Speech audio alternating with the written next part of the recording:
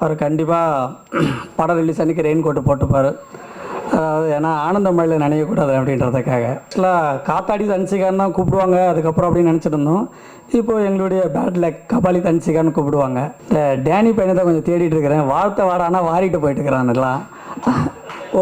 ஓடிட்டானா என்ன துப்பாக்கிப்பா?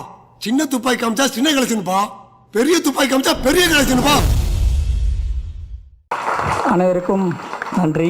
இங்கே மேடை அலங்கரித்து கொண்டு இருக்கும் விஐபி அனைவருக்கும் நன்றி தெரிவித்துக் கொள்கிறேன்.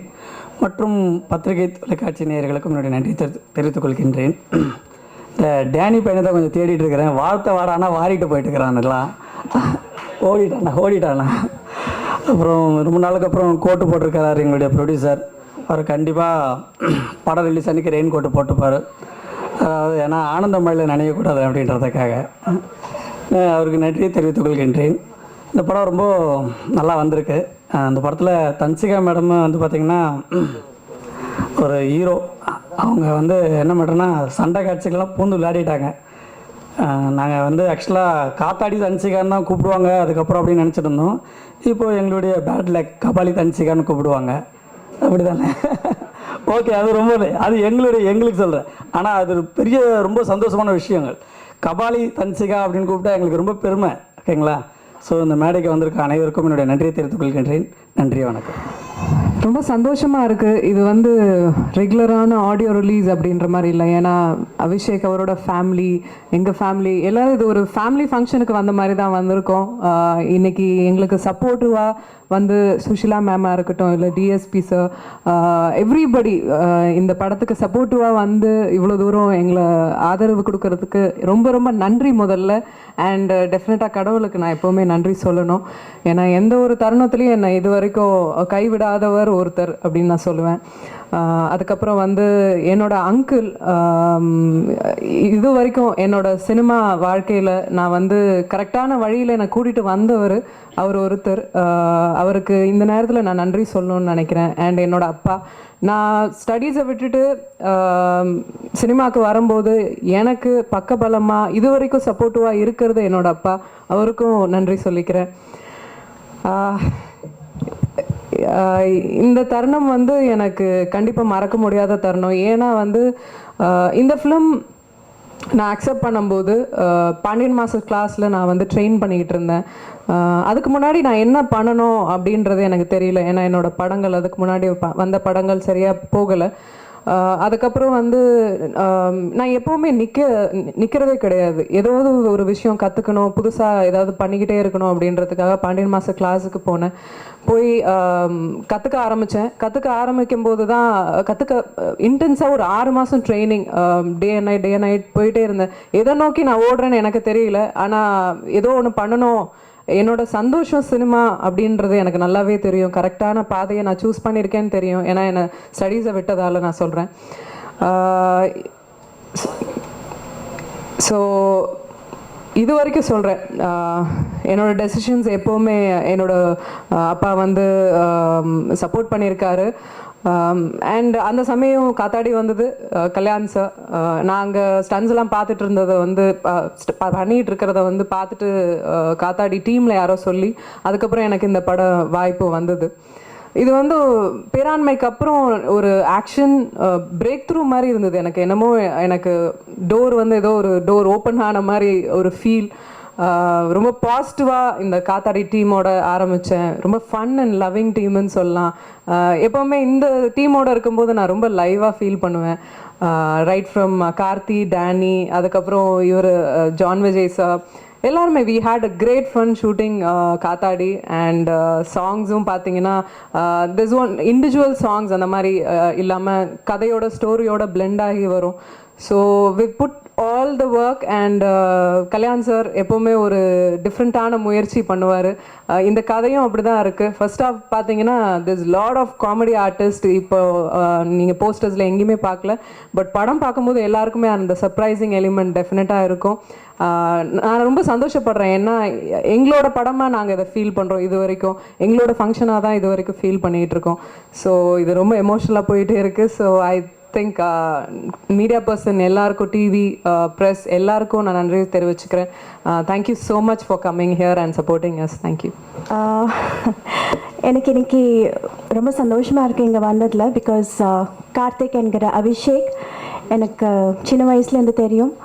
அண்ட் அவருக்கு முதல்ல இருந்தே படங்கள், சினிமா அப்படின்னா ரொம்ப ரொம்ப இன்ட்ரெஸ்ட். அண்ட் எனக்கு தெரிஞ்ச வரைக்கும் he is a very very talented, a very hard working person waiting for the right break. அது இந்த காத்தாடி படம் கண்டிப்பாக அவங்களுக்கு வந்து ஒரு பெரிய பிரேக் கொடுக்கும் அப்படின்னு நான் நம்புகிறேன். அண்ட் அவருக்கு மட்டும் இல்லை, இந்த படத்தில் நடித்த எல்லா ஆர்டிஸ்ட்டுக்கும், எல்லா டெக்னீஷியனுக்கும் காத்தாடி எப்படி எவ்வளோ உயர பறக்குதோ அந்த மாதிரி எல்லாருக்குமே இந்த படம் வந்து ஒரு பெரிய சக்ஸஸ் ஆகி அவங்க ஃபிலிம் கெரியர் பெரிய உயரத்தில் உயரணும் அப்படின்ட்டு நான் வாழ்த்துறேன். தேங்க்யூ. எல்லோருக்கும் என் வணக்கங்கள், நல்வாழ்த்துக்கள். ஃபுல் காத்தாடி குரூப்புக்கு நல்வாழ்த்துக்கள். எல்லாருமே சொல்லிட்டாங்க காத்தாடி பற்றி, நான் சொல்கிறதுக்கு ஒன்றும் இல்லை. இது ஒரு ஃபேமிலி ஃபங்க்ஷன்னு சொன்னாங்க ஹீரோயின், அதே மாதிரி தான் இருக்கு. ஒரு இந்த அபி வரைக்கும் இருந்துச்சு, இப்போ கார்த்திக் சொல்கிறேன். அவினாஷா அபிஷேக் இப்போ பேர் மாற்றிட்டேன்.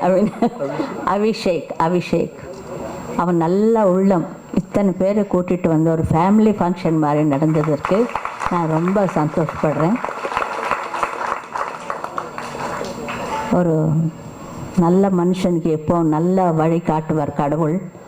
அதே மாதிரி இந்த காத்தாடி நல்ல ஓட்டம் ஓடி நம்மளா 100 இயர்ஸ் இன்னும் நல்லா, அவங்க சொன்னாங்க, நம்ம மீனா சொன்ன மாதிரி இன்னும் நல்லா வளரணும். பெரிய மியூசிக் டைரக்டர் தேவி, ஸ்ரீ, பிரசாத் 3 பேர் இருக்கு. தேவி, ஸ்ரீ, அப்புறம் அவ்வளோ பேர் வச்சுக்கிட்டாரு. அப்புறம் எப்படி கடவுள் விடுவாங்க?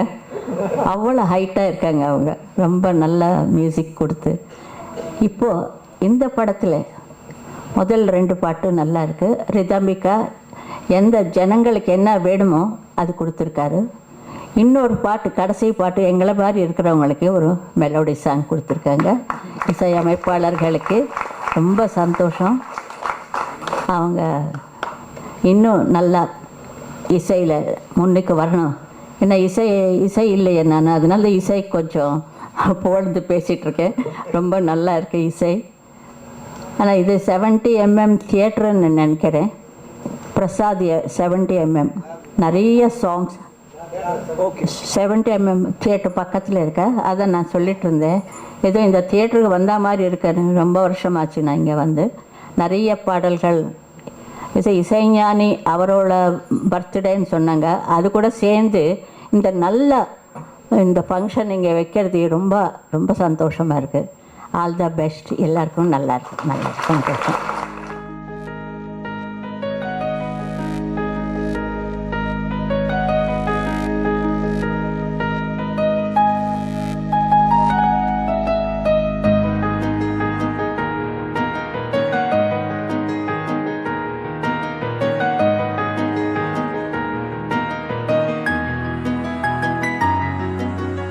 அடடடா, நிலவை எடுத்து அதற்கின்னும் அழகு கொடுத்து உயிரிலே துடைத்து உனக்கு தருகிறேன்.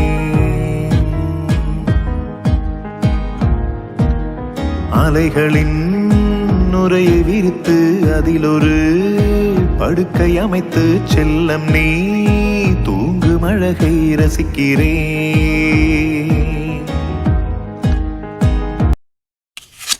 அந்த ரூம் பார்த்தது பல மாதம் வந்து யாருமே வாடகை கொடுக்காம உள்தாப்பால் போட்டு உட்காந்துற மாதிரி இருக்குது அந்த ரூம். என் பேர் தான் சார் டேனியல், இந்த மாதிரி கூப்பிட்டுருந்தீங்க என்னதே அப்படின்னு நடிக்கிறது கூப்பிட்டுருந்தீங்க.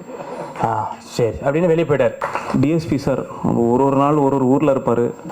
ஸோ ஒரு 3-4 நாள் அவருக்கு ஃபோனை போட்டு காலி பண்ணிட்டேன். பட் ஸோ கடைசி வரைக்கும் ஒத்துக்கல, இதெல்லாம் எங்கே இந்த படத்தை தாங்க போகுது அப்படின்ட்டு அவர் மனசில் ஒரு மைண்ட் வாய்ஸ். என் வாய்ஸில் இதை பார்க்கறது டேரக்டர் மாதிரி இல்லையே, ஏதோ தண்ணி கேன் போட வந்த ஆள் மாதிரி இருக்கிறாரு. டேனியல் மரியாதை கூப்பிட்டா வாடா பித்தளை வாயா அப்படின்னு. பித்தளை வாயினா நேம் புதுசாக இருக்கு அப்படின்னு யோசிச்சேன் நான். இந்த தில்லானா இருந்து எனக்கு அவங்களை ரொம்ப பிடிக்கும். என்ன ரொம்ப உணர்ச்சியாக பேசுவார். சினிமா அது பாருங்க நீ நெக்ஸ்ட் விஷயம்னா ஓ பெரிய கை போடுது அப்படின்னு நினச்சிட்டு இருக்கேன். ஆனால் இன்னைக்கு வந்து ஒரு கோட்டுக்கிட்டலாம் போட்டு காலேஜ் கான்வெகேஷன் வந்த மாதிரி இருக்கு. ஜூன் ஜூலை ஆகஸ்ட் மாதம் வர வேண்டிய நேஷனல் இண்டிபெண்டன்ஸ் டேக்கு இன்னைக்கே கொடி குத்து வந்துருக்காரு. வாங்க கொடி காட்டுங்க கொஞ்சம் வாங்க. நான் வந்து ரொம்ப லேட்டாக பிறந்துட்டேன். இதெல்லாம் ஒரு படம் இல்லை இல்லைங்க, நடிக்கிறதுக்கு